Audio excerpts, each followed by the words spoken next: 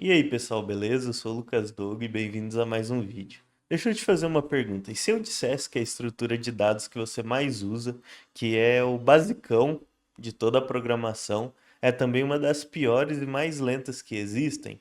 Bom, hoje a gente vai falar sobre a estrutura mais amada e odiada de todas, o array. A gente vai entender porque ele é assim e como ele funciona de verdade por baixo dos panos. No último vídeo, a gente quebrou a cabeça para entender o que é Big O, que é aquela nossa régua para medir a eficiência dos códigos. Se você não viu, eu recomendo dar uma olhada. Provavelmente no final do vídeo vai aparecer os recomendados assim no canto. E aí é só clicar lá e assistir o vídeo, que ficou bem legal, acho que ficou bem explicativo. E, bem, hoje a gente vai usar essa régua pela primeira vez, né? A gente vai começar o nosso roadmap, que eu mostrei também no vídeo anterior, que é esse site aqui, bem legal. E, bom, nesse site a gente vai começar nas estruturas de dados, falando sobre o array, que está aqui no cantinho.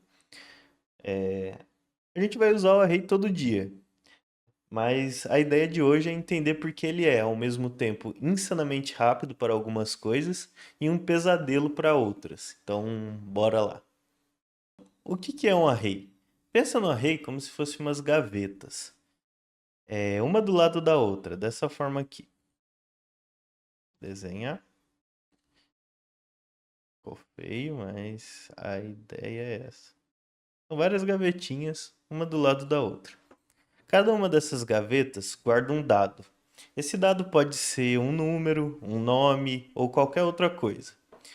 E o mais importante, bom, deixa eu demonstrar aqui antes. Por exemplo, vamos usar o exemplo de número. Cada uma dessas caixinhas está guardando um número. Assim, beleza. E o mais importante é entender que cada uma dessas gavetas, ela tem um endereço, o que a gente chama de índice. E, bem, esse é o ponto principal que pessoas que estão aprendendo programação, que estão começando mesmo, acabam se esquecendo, que na computação a gente começa a contar do zero. Então a primeira gaveta não é a um e sim a zero. Então, mostrando como seriam os índices aqui, a primeira gaveta não é um, é zero, índice zero. Segunda gaveta tem índice um e a terceira gaveta tem índice 2. E por aí vai. Se a gente tivesse um array maior, os índices acompanhariam, né? E, bom, fazendo uma demonstração no código aqui, agora em Java, né? Deixa eu mostrar para vocês como que define um array em Java. Primeiro a gente define o tipo, se é int, se, se é string, string é palavras, se é char. Depois definimos que é um array, fazendo os colchetes aí, né? Colchete? É o colchete o nome desse. Depois a gente precisa definir um nome para o array. Aqui, bom, vamos pôr um meu array. Como no Java a gente trabalha com instanciação e o array em Java é um objeto, a gente tem que instanciar ele aqui. Então eu digo new para fazer a instanciação de um array de inteiros, dessa forma, que terá 5 posições. Então, por exemplo, esse array aqui teria 5 gavetinhas, começando do índice zero e indo até o índice 5, o índice 4. Olha aí como é fácil de confundir. E não pode esquecer o ponto e vírgula aqui no final, né? E vamos supor que nesse array aqui eu queria guardar o número 42 na segunda posição. Como a gente sabe, a segunda gaveta não é a 2, ela é a 1. Então, meu array na posição 1 recebe o valor 42. É isso. É fácil, né? Então, bom, o array é uma coleção de dados. Mas por que que ele é especial? Eu acho que a ideia do motivo dele ser especial, deixa eu voltar aqui pro Excalibur, né? É entender que na memória do computador, essas caixinhas aqui, elas estão fisicamente uma do lado da outra, em sequência. Elas são contíguas. Então, bom, é como se elas estivessem uma do ladinho da outra, assim, ó. Todas juntinhas. Tive que dar um corte, mas beleza. Tá, e daí que umas são do lado da outra? Isso importa porque o computador é muito bom em matemática. Então ele sabe exatamente onde a gaveta zero começa, no caso o endereço de memória dela, e ele também sabe que todas as gavetas têm o mesmo tamanho. Por exemplo, um int ele ocupa 4 bytes. Então, para ele achar a gaveta 4, ele não precisa sair abrindo a gaveta zero, a gaveta um, a 2, a 3 e aí por diante. Ele só faz uma conta simples. Ele pega o, vamos ver, ele pega o endereço. Meu computador fica, meu teclado não tem C cedilha e eu tenho que ficar mudando de idioma toda hora. Ele pega o endereço da gaveta zero mais os 4 bytes vezes o tamanho da gaveta e, e é isso. E pronto. Ele cai direto no endereço certo, instantaneamente. E é nisso aqui que a gente faz um link com a aula, com a aula anterior, né? Que, que bom, essa matemática que o computador faz cai direto no Big O. Então vamos fazer uma análise, né? Big O. É, bom, vamos pensar num exemplo. Qual é o Big O para acessar um item no array? Por exemplo, o array que a gente fez lá no Java, por exemplo, isso aqui, ó, meu array 3, vamos pôr assim. Ah, é a linguagem, ó, mudar. Aí, meu array 3. É, baseado no que a gente acabou de falar, essa operação é uma conta de matemática pura. Não importa se o array tem 5 itens ou 5 milhões de itens. Para achar o índice 3 ou o índice 3 milhões, a conta é a mesma. Então aqui, como a gente já sabe da aula passada, o acesso é O1. Então isso daqui é uma operação O de 1, ou seja, tempo constante. E essa é a maior superpotência do array, que é a leitura por índice imediata. Agora você vai pensar num cenário diferente, por exemplo, buscar um valor. Por exemplo, eu quero encontrar o valor 42. Então, vou escrever aqui. Opa. Onde está 42? Quando é assim, quando eu tenho que buscar um valor, como é que eu vou fazer isso se eu não sei o índice? Eu te dou um array e pergunto, em qual índice está o número? Então, vamos supor esse array aqui. Tem 5 gavetinhas. Cada gavetinha vai guardar um dado, que nesse caso também vai ser número. Então, por exemplo, nessa gaveta tem o número 10, nessa gaveta tem o número de fato 42, nessa número 7, número aqui vamos pôr número 19 e aqui número 5. Qual que é o pior caso nessa situação? Lembra que a gente falou na aula do Big O que a gente tem sempre que pensar no pior caso? Qual que é o pior caso? O 42 está no seu o último número aqui, estar na última caixinha, em vez de estar o 5 aqui, estar o 42. É, ou, pior ainda, ele nem está na lista, então a gente está procurando por uma coisa que não existe. Então, o que que o computador vai fazer? Ele vai olhar o índice zero, aqui está o computador, ele vai olhar aqui, falar, bom, o 42 está aqui? Não. Ele vai passar para cá. 42 está aqui? Pô, tá, beleza. Achou. Aí ele vai falar, tá, o 42 está no índice 1. E como sempre, tem que pensar no pior caso. E se não tiver, ele vai vir para cá. Eita. Vai olhar para cá, ver que não tá aqui, olhar aqui e ver que não tá. Talvez esteja na última, talvez nem esteja. E aí, ou seja, isso daqui é uma operação O de N. Opa, olha, bagunçando tudo. Que é o tempo linear. E também tem o terceiro caso, se a gente quiser inserir alguma coisa no array. Aqui depende. Tem dois cenários. Se for para inserir no final do array e tiver espaço vago, por exemplo, vamos copiar aqui esse exemplo aqui de cima e usar aqui embaixo. A gente quer escrever no final.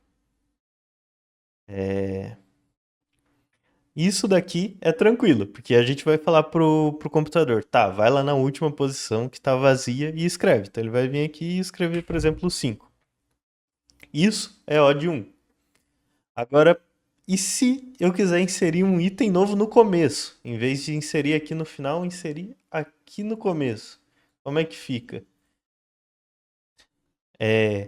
Para eu conseguir inserir isso daqui, eu vou ter que empurrar. Calma aí que eu fiz besteira.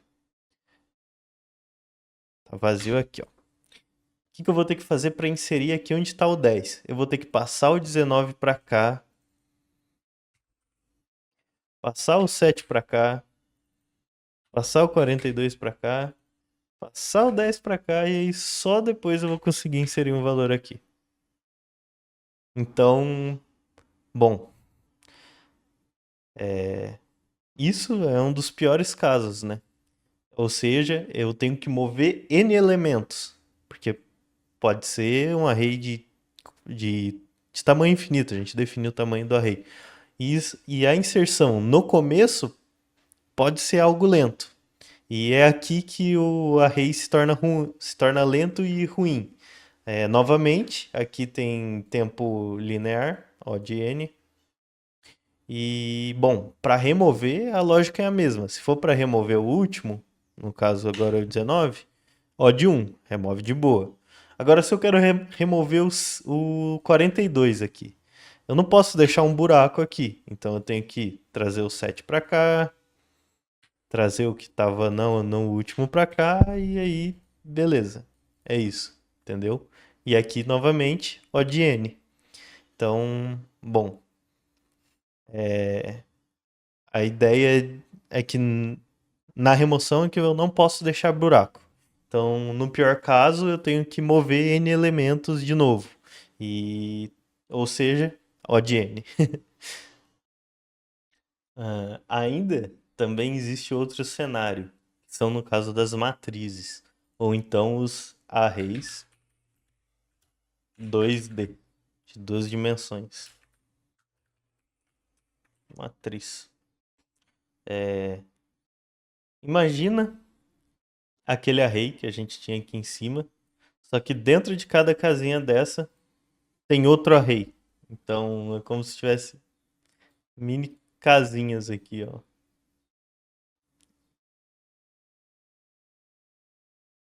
Por exemplo.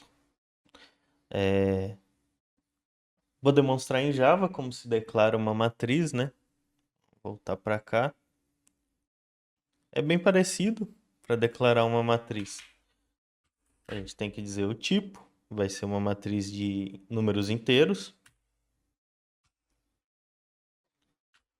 Isso a gente diz que é um array de array. A gente dá um nome, vai ser matriz. E ela vai ser uma matriz, vamos pôr, sei lá, uma matriz 3x3, matriz quadrática. Beleza. Isso daqui a gente define uma matriz, ou um array de array. E para acessar, vamos dizer que a gente quer salvar um valor na linha 1, coluna 2. Aqui é como se fosse a linha e a coluna. Então aqui vai ter 3 linhas e 3 colunas. Pode mudar, pode ter 2 linhas e 3 colunas e por aí vai. Então, bom, eu quero inserir um valor na linha 1, coluna 2. Então, vamos lá. Pronto. Isso daqui quer dizer que eu estou inserindo na linha 1, coluna 2, o valor 99. E, bom, como que isso funciona? É simples. É como se fosse um array 2D. É só um array de array, como eu já disse. A ideia é pensar aqui, deixa eu voltar para o escalidral. É pensar que a primeira gaveta 0 não guarda um número mais. Então, vamos apagar os números aqui. Ver? Opa, aqui. Ah, apaguei inteiro. Aí, beleza. É, bom, então tá. A gaveta ela não guarda mais um número, e sim guarda outro array dentro. Então no índice 0 vai ter um monte de array, no índice 2 vai ter um monte de array também. Bom, por aí vai, assim vai. E qual que é o big O disso? Se para acessar meu array 3, por exemplo, naquele exemplo, era O1, para acessar a matriz 1 de 2, matriz linha 1, coluna 2 é a mesma coisa, continua sendo O de 1. O computador acha a linha 1, que é O1, e dentro dela acha a coluna 2, que também é O1. Duas operações O1. Ainda é O1. O acesso continua sendo a superpotência. Mas se a gente precisa varrer a matriz inteira para achar um valor? Aí você já pode ter uma ideia, né? Que a gente vai precisar de um loop for para passar pelas linhas e dentro dele outro for para passar pelas colunas. É, bom, adivinha o que que é isso? É um loop aninhado, que a gente falou no vídeo de Big O, que é um dos indícios que é uma matriz O de N, ou seja, se a matriz for N por M, o Big O da busca vira O de N vezes M, ou seja, um quadrado, que é o nosso vilão quadrático que a gente falou, né? Bom, entendeu como que tudo se conecta? Agora vamos resumir um pouquinho o que a gente falou nesse vídeo aqui, né? Que a gente falou bastante coisa. Vamos fazer um pró, prós e contras. Põe um acento aqui, né? Do da Reis. Bom, eu acho que o principal pró é que o acesso é rápido. Ai, meu Deus.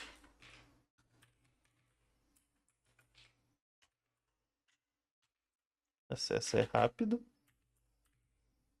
Nossa, velho, muito difícil de digitar fazendo vídeo, fico nervoso. É... Bom, o acesso é insanamente rápido, porque é on, e se você sabe o índice, você pega o dado instantaneamente. Anota isso. Se você sabe o índice, você pega o dado instantaneamente. Beleza. Agora os muitos contras. Aqui é os prós, né? Escrever aqui pra ficar bonitinho. Prós. Também falta um acento ali, mas o momento vai ser assim. Bom, os contras que inserir, inserir, remover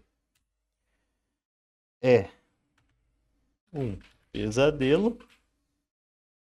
Vamos botar um entre parênteses aqui, O de N. Especialmente no começo e no ou no meio. E é por isso que no começo do vídeo eu falo que é lento, porque é uma busca de valor lento. A busca por valor é lenta, tanto para inserir quanto para remover. A ideia é a mesma, eles são O de N. Então vamos lá, buscar por um valor é lento, porque tem que olhar um por um. Eles possuem tamanho fixo, principalmente no Java. Só que mais para frente a gente vai ver algo que resolve isso, que é o array list, que, bom, por baixo dos panos ele faz o trabalho de copiar e mover o que a gente falou. E bom, acho que essas são as nossas conclusões aqui, nossos prós e contras dos arrays. Então, é isso. Agora você sabe o que é um array e por que que ele é rápido para algumas coisas e lenta para outras. E tudo por causa daquela ideia de memória contígua. E agora que a gente tem essa teoria, que a gente entendeu mais como a rei funciona, no nosso próximo vídeo a gente vai finalmente fazer o nosso primeiro LeetCode. Code. A gente vai pegar um problema que usa rei, provavelmente o mais comum, assim, que é o tio sum, é o mais clássico. E a gente vai resolver juntos, tentando aplicar o que a gente aprendeu hoje e fazendo uma análise de Big O na prática. Obrigado por assistir até aqui, né? Não esquece de se inscrever, deixar o like. Mais importante, se ficou com alguma dúvida, deixa algum comentário. Se gostou da explicação também, quiser conversar. Bom, eu vou ficar atento aos comentários. Como eu já informei os outros vídeos, isso daqui faz parte de um projeto de extensão da Universidade Federal de Alfenas. Esses vídeos estão sendo analisados pelo meu professor e doutor Paulo Alexandre Bressan. E, bom, eu acho que é isso. Até mais, pessoal. Até a próxima. Obrigado e continue acompanhando aí o canal.